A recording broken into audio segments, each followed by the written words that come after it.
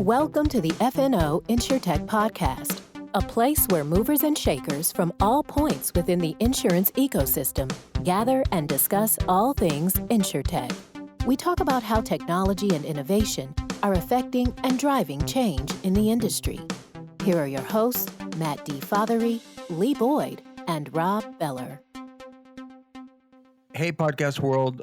Welcome to another incredible, amazing, and immigrant story episode of FNO InsureTech with your co-host, Lee Boyd, and your other co-host, Rob Beller. That's that me. Guy. That hey, guy. Buddy.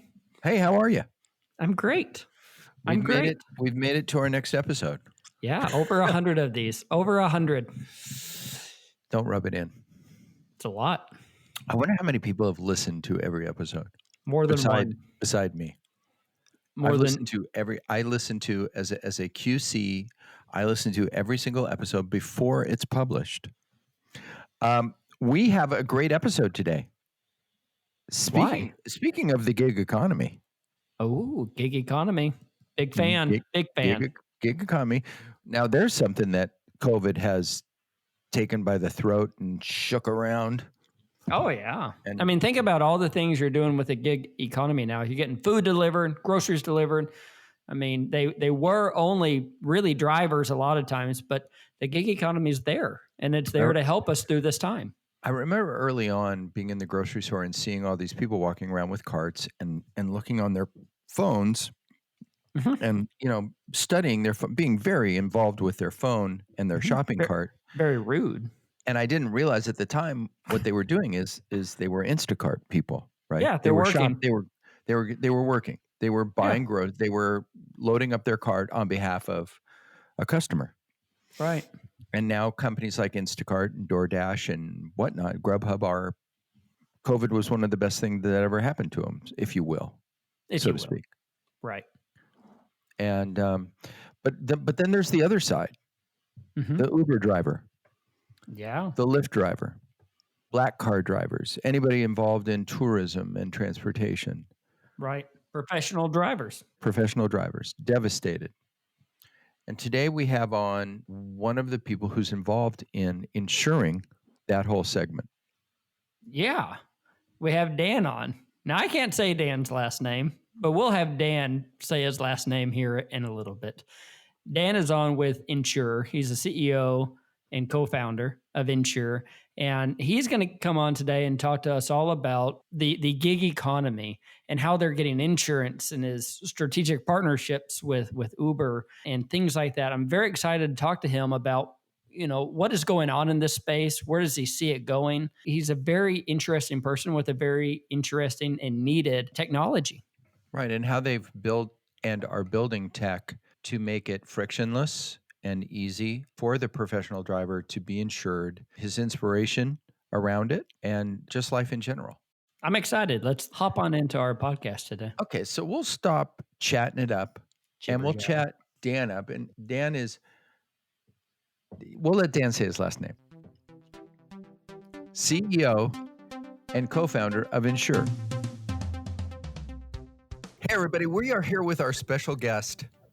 And because he's giving me a hard time about how I'm saying his name, I'm going to say his first name, which I'm absolutely expert at, and he's going to say his last name. So we are here with our very special guest, and that is Dan Bratshpis. Welcome. The CEO and co-founder of INSHUR. First of all, thanks so much for being with us today. Where do we find you today? I'm in Long Island, New York. Long Island, New York. I've been there once.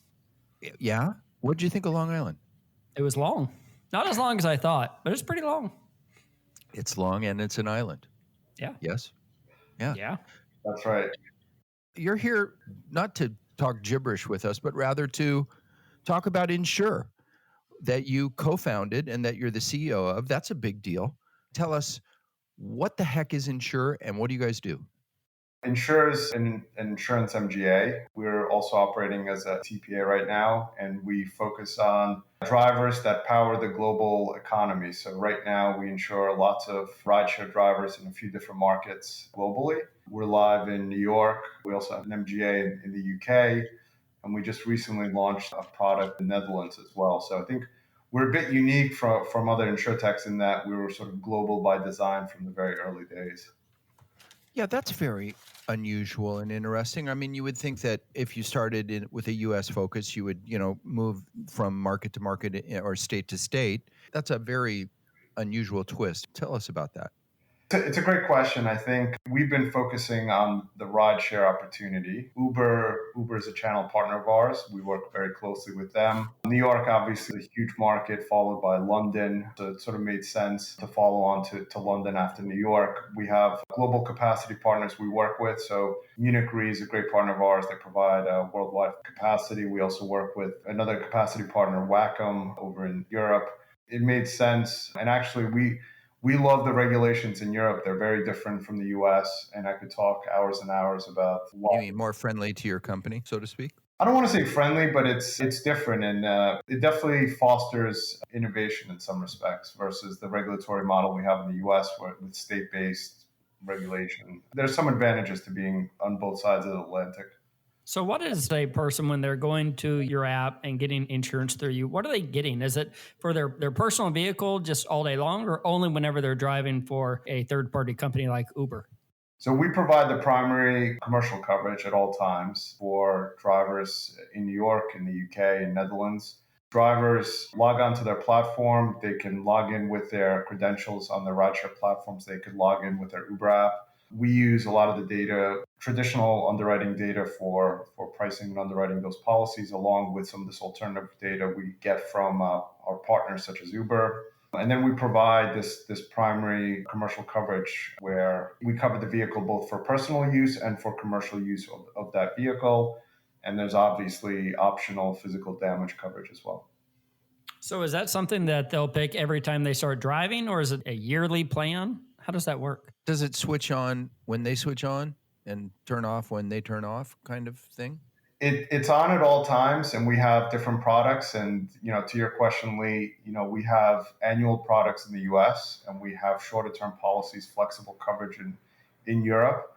And that's one of the ways that the regulation is a little bit different. So we're able to offer policies that range from 7 days all the way to 365, and drivers can select the term of their coverage. But it's not an on-off type of thing. Like we're providing the coverage at all times. We look at the usage of the vehicle and we take that into account. We're coming up with a price for the next term, but it's not like an on-off type of coverage. We're on the hook at all times. So you started in New York, which has got to be one of Uber's top markets in the country. My son lives in the city, and I mean, you can't cross the street without being hit by like 4 Ubers, while you're doing that. Hopefully not our customers. Hopefully not. They are all good drivers. I'll keep that in mind next time I'm there. Did you deliberately start in New York? Was that by design? Tell us about that. Was it based on demand? I'd like to say it's by design, but it's in a market that I understood pretty well. I was in that space in New York. I saw the problem firsthand, so I got to see Uber drivers trying to get insurance coverage, and the way that they had to go about this seemed very barbaric to me. And obviously the drivers thought it was pretty old school as well. So drivers literally had to go to specialty agents and brokers, walk up flights of stairs, fill out stacks of paperwork, and wait weeks on end just to try to get a quote. The original idea at the time was, can we build like a kayak-like search engine that allowed these drivers to quickly and easily get coverage. That's sort of what we did in middle of 2016, early 2017. What we realized fairly early on is that working with traditional insurance companies was problematic. So the way I like to describe it is we built a tech stack on top of fax machines. So we would sell this policy on the sexy front end, but on the back end, we still had to fax pieces of paper over. Right. And we decided, we have to change the way we do business. So we became an MGA. We found capacity partners to work with, and it's been sort of history ever since. So this year, we also took claims in-house. So it's been quite an evolution, I would say. Yeah, that's a big pivot, right? You went from a shopping site of sorts, the middleman between the insured and the insurer, to doing it yourself. Tell us about what that was like. Did you wake up one day and say, "Oh gosh, we're going about this the wrong way"? Tell us about that pivot. Yeah, I think it's more about what our customers demanded. So, cheers, Rob Cricket here. Um, it's more around what our customers, the needs that we saw from our customers, right? We wanted to be control of the product. We wanted to be control of the types of coverage that we offered our customers. And we want to be in control of the claims experience as well, because at the end of the day, that's what insurance is, right? So we're promising to pay a claim sometime in the future, and if you're reliant upon different vendors to cobble together all these different products, you don't really get sort of the type of product that we felt comfortable offering our customers. And so we decided, this is really core and strategic to what we wanted to offer our customers. And we wanted to be in control of the product, the coverage, and the claims experience, and the technology platform itself. So that's kind of where we went. So whenever somebody is going out to buy auto insurance for a rideshare like Uber, are all the policies the same, or different insurance companies offering different coverages, or are they all, you got in a wreck, we'll fix your car? Is there something different out there? Yeah, so I think maybe just to clarify, like the markets that we're in, we're after professional drivers right now that need to get commercial coverage. So Okay. typically these drivers aren't buying Geico and Allstate type policies; they're buying commercial coverage that's mandated for these professional type of drivers. So New York happens to be a market like that. The Europe is regulated this way as well. So the coverage does differ, but typically the regulator sets sort of the minimum levels of coverage. We've come up with some interesting sort of coverages for our drivers, and there's obviously flexible options that we offer to the drivers as well. I was watching a YouTube video and it showed like 3 different services, like maybe a silver, gold, and platinum. And I think that video was 2 years ago. Is that still done? Part of the thing about insurance is like I'm in the insurance business, and a lot of times like I don't understand my coverage. Like I recently had a homeowner's claim. We had a tree fall down, and like I couldn't figure out who was at fault, whose policy would pick it up, even though this is something I do day in and day out. And so Sure.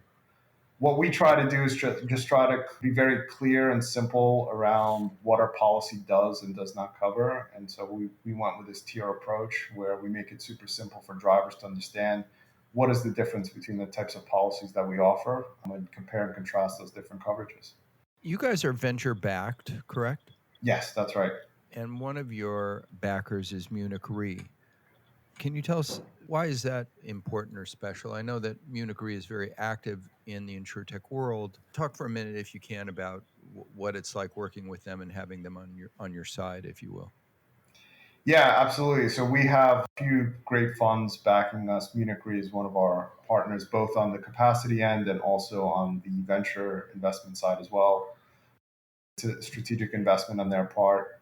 So they help us with not only distribution support, but also they're sort of investment partners of ours as well. They're part of the team. They sit on our board, and they really understand the InsureTech landscape really, really well. We have 2 other funds, MTech Capital and Viola FinTech on our side as well. Really couldn't be happier with sort of the partners that we have on both the capacity side and also on the investment side. And they provide a lot of guidance and advice. This is my first startup, so it's always great to have people helping you along the way. What is it like starting up a company and deciding you need or want to go down this venture back side? I guess eventually you're like, hey, I need more money to do my job. Is that kind of how it goes? In our case, I think there's a standard evolution for how these things develop, right? So you go to friends and family for your initial sort of MVP product, and then you realize, you know what, we're going to need a bit more money to get this off the ground and get this product to scale. And you start approaching different venture funds, and they all sort of focus on different stages of the startup. It's been quite a learning experience for us and the team, but that's really the journey that most entrepreneurs go through. Well, tell us about you. Where do you come from? How the heck did you end up here? What happened? Tell us about the sequence. I sort of landed in insurance by accident. I think probably a lot of folks end up in insurance by accident. I started my career on Wall Street. I studied technology and computer science. That's sort of my background. I was working on Wall Street. I was working at Merrill Lynch. And after the crash, I got an opportunity to work in a little family-owned insurance agency that somebody in my family had invested in. I decided to give it a shot, and it was like this entrepreneurial thing in my mind saying like, oh, this could be interesting. And I came to this agency, and it turned out that it was, for me, it was a complete sort of culture shock coming from the background I came from. The thing I remember first was when I stepped into this insurance agency, do you remember like the wood panel walls that were very popular in like the 80s? Absolutely. So like this place was covered in wood panel walls, and it had that like smell. And this place is still around in the city. It was just like filing cabinets everywhere. And so it was a complete sort of culture shock to me. But it was sort of opportune in that this was right around the time when Uber and Lyft and Via and Get and all these other rideshare companies started to get really, really popular in New York. And I would sort of witness these drivers coming in saying like, hey, we need insurance. We need this commercial insurance. How can I get this? It just felt like such a barbaric experience that, there wasn't a light bulb moment. It was like, there has to be a better way to do this. Yeah. And so for me, like my family are immigrants. A lot of these drivers are sort of immigrants, and they've been taken advantage of in a lot of ways. This is their first profession that they get into the country. And this is how you get to the American dream. And we wanted to really offer just a fair and transparent process where nobody really had to jump through hoops. We still have that in mind, right? It's all about just giving the customer a fair price and a great service, and just being, very simple and easy to deal with, and just being fair and transparent in our underwriting. So that's your light bulb moment. I think it might have taken some time, but you're like barbaric. What did you bring from Wall Street? I mean, was it just a merger of the two worlds saying, I know insurance has to be done. It doesn't have to be barbaric, but we did some really cool, fascinating things on Wall Street. Let's just merge them. Is that kind of how it worked? Probably not a lot of overlap with what I was doing on Wall Street. I think that's sort of the beauty of technology. Like the building blocks are all sort of the same. This was around the time when obviously these drivers who were using smartphones and apps for their living, the original idea at the time was like, let's build an app that allowed these drivers to quickly go through the underwriting process. So the idea at the time was, you scan a picture of your driver license and you scan the barcode, and we go off and we run your background checks. And, the original vision was sort of like no questions asked, almost like we know everything about you before you even tell us, so that you don't have to answer thousands and thousands of questions, which I think is still the case with a lot of insurance products. And I think that's really what, technology brought to the table, is that ability to seamlessly underwrite and issue these policies in a very seamless sort of digital way. Let's talk about where you are again. You're in New York, the Netherlands, and UK. It almost sounds like a joke. What do they all have in common? I don't know, other than they INSHUR. They're all probably struggling with COVID. And we want to talk about COVID in a minute, but tell us how you got from we're going to start this and you pivoted to we're going to jump overseas instead of going from New York to maybe Chicago or, building out the US.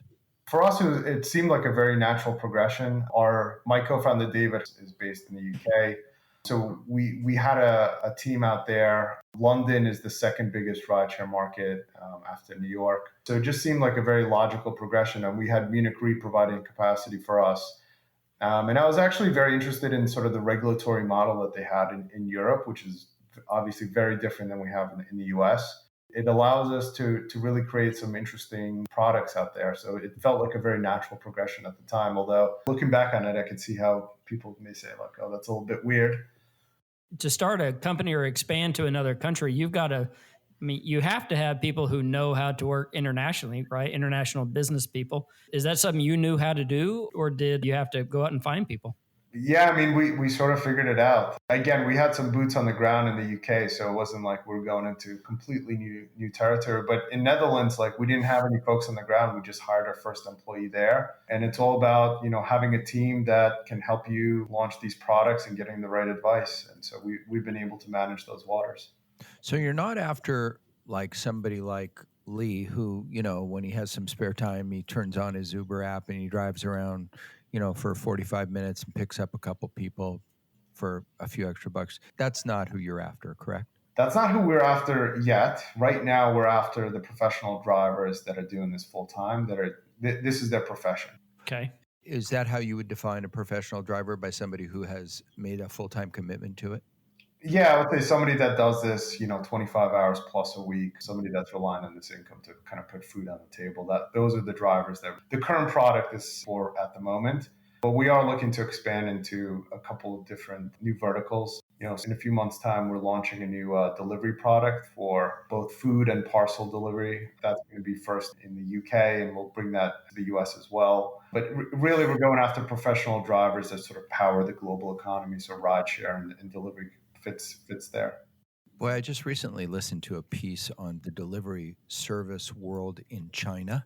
It's incredible. I mean, there's these enormous services, and people work full time, in their own car, just delivering packages.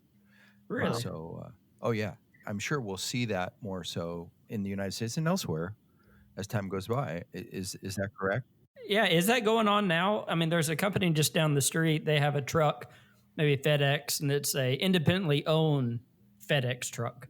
Yeah. I guess it's starting to get there.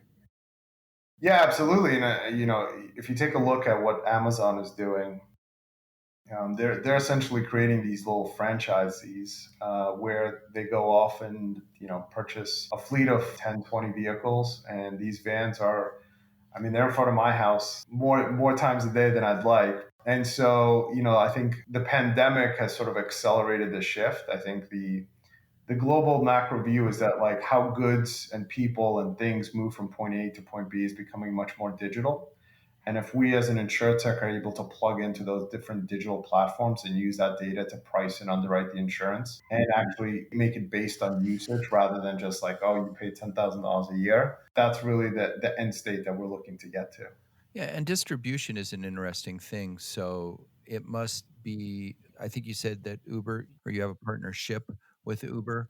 Tell us about that and how you got that and what that provides. We have a relationship with Uber. They help us distribute the product. We provide proof of coverage when drivers purchase policies from us. And we work quite closely to make sure that, when we build these and distribute these products, this is something that helps their drivers as well. So I would say we have a very symbiotic relationship. And isn't that what Uber really wants, is to make it as easy as possible, as quick as possible to get somebody out there driving safely, accurately, insured appropriately? Isn't that's really what they're looking for? Absolutely. And yeah, and if we can create custom products that allow us to differentiate our pricing based on the driver does 1,000 trips a month versus someone that does 100 trips a month, that's sort of the end state that everyone is going for in the insurance space. So let's talk about the tech for a minute, Mm-hmm. which we haven't really hit on yet, because as Lee might have forgotten, this is an InsureTech podcast, Yeah. Lee. Okay, Yeah, my bad. InsureTech. My bad. Tech. Talk about the tech, and I'm sure that if you're looking to take out friction, it has to be super easy. If you make it complicated at all, they probably move on to the next option that they have for insurance. So talk about the tech and what you've done. You said you have a computer background. Tell us about, at a high level, what you've done, what you've created here. Yeah, absolutely. So, we built from the ground up a proprietary next gen sort of underwriting platform. That's really what we started with at first. So, it's a platform that has a couple different components. So we have an underwriting engine, we have a rating engine, and we've now recently taken claims in-house. So there's modules for taking in first notice of loss and adjusting claims. Yeah, I would say, if you think about all of the functions that an insurance company has, we've sort of built, our features to be able to service these customers fully from front to back. So from the time they're thinking about buying a policy, getting a quote from us, getting that quote on a mobile responsive website or an app, to the time that they, God forbid, have a claim and they need to, get reimbursed for property damage that they've had to their vehicle. That all flows through our platform that we built in-house, and that's taken probably the most amount of time and know-how from our team. And if you look at how we're distributed as a company, most of our folks are actually engineers that are investing into this platform. Talk about the claim side, like you said, God forbid, a claim. which I'm sure you meant very seriously, but you have to be dealing with claims a lot. It has to be a common problem. Well, I wouldn't say it's a problem. It's just the nature of the business, right? It's this is the line of business. The line of business that we're in is high frequency, right? So there's these drivers on the road many hours a day, and as a result, the exposure goes up. If you actually look at how many accidents they have per hour on the road, they're actually very safe. But as a function of the number of hours they're on the road, this is the function of the business that they're in. Claims is something we brought in-house this year, starting in New York. It's taken a lot of time and investment on our part to bring that in-house, but ultimately we thought this is strategic to what we offer our customers, right? So totally. At the end of the day, we're selling them a promise to pay a claim, and we have to stand behind that promise. And we invested quite a bit into launching this new product and team. We've had to set up as a third-party administrator. We've had to get licenses in several states. We've had to find qualified adjusters. We had to invest in the technology platform and really, scope out what this process would look like for the driver that has, first-party damage versus third-party liability damage. Yeah, it's complex. And the way I like to describe claims is like how the sausage is made in insurance. Nobody really wants to know how it's made, but this is what we're selling at the end of the day, and we want it to be in control of it. Absolutely. Yeah, as people who work on the claim side of thing, you're exactly right. I mean, it's the heavy lifting part. And I think the other part of the story here is, we're trying to build a next gen platform that allows us to distribute new and innovative insurance products to professionals, right? And so in order to do that, we need lots of rich data. And so part of this data is obviously claims. So building your underwriting models, it's sort of a chicken and the egg exercise, right? First, you need claims in order to be able to create these underwriting models. And so being in control of our claims allows us to have all this rich data that allows us to perfect our underwriting models and get our pricing even better over time. How is that going? Is that working for you? So far, yeah. I mean, we've cut down the number of days it takes to process claims. Right. We're kind of in a weird period right now because with the pandemic, frequency has really gone down. So I'd like to say it's a result of us bringing claims in-house, but I can't take all the credit there. No. I want to talk about the pandemic. You're one of those companies that you're cruising along on whatever trajectory you were on, and you're probably sitting around in January saying, gosh, guys, we got to really complete all these great plans we have for 2020. Things are taking off, bada bing, bada boom. And then March comes and April comes and no one's driving, I'm guessing, pretty much. Many of these professional drivers are more or less out of business. Talk about what that experience was like and how you dealt with it. Yeah, absolutely. So first thing that I will say is, the rideshare community has been very hard hit by what's happening in the world. The world itself has been hard hit, but I think especially the rideshare community. Obviously, tourism and travel has taken a dip. For a lot of our customers, they rely on this income as their sole source of ability to put food on the table. So it's really a very challenging period of time. For us, we treat it as a crisis because it was a crisis, and we quickly came up with solutions to be able to help our customers. So by dropping prices, by switching to different flexible options, we allowed our customers to kind of save cost, really be able to survive to come back from this. And so we are starting to see sort of business return back to pre-pandemic levels. Because we're a global business, we kind of see things popping back up in a different time scale. So for example, the UK just recently had a lockdown and they came out of the lockdown. And so now we travel, whereas in New York, it's been a little bit more of a roller coaster ride. We were hard hit back in March and April, and now, things are opening up a little bit, and now it's starting to kind of ebb and flow a bit more. So, yeah, I mean, we've had to respond to the situation as best as we can. We do see that, business is starting to return back to normal levels in some of the areas that we're in. And the flip side of that for us is that, definitely claims has taken a dip as well, right? So, there's less vehicles on the road, there's less miles traveled, so the exposure goes down. Sure. And I would think even if you have as many people driving full time, they're still driving less because there's just less riders, less demand. That's right. And going into the deliveries vertical for us is sort of a natural progression because a lot of these drivers have switched to other means to earn food or earn income, right? So, these drivers have done food delivery and parcel and package delivery. And so for us, it's just a natural progression to go with the types of customers that, we really know and understand really well.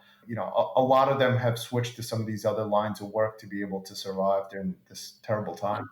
I mean, and what a market, food delivery, that's not going anywhere, right? Nobody is like, man, I can't wait for this thing to be over where I can have food delivered right to my house at the moment I want it. Like that's here, grocery delivery. I never thought about having my groceries delivered. It was one thing just to go pick it up at the store, but now it just shows up. My parents both had COVID. And instead of, I guess the nice thing I would have said is, hey, what can I get you? But I said, y'all know how to order groceries, right? So that they can just bring them right to your house. Like that's not going anywhere. So I think it's a huge market. And that makes me ask, what is the roadmap for you? Is it to stay within this professional driver market? Is it to stay there or is it to go into other markets? And then are you looking to go into other countries? I mean, what does the dream of a roadmap look like for you?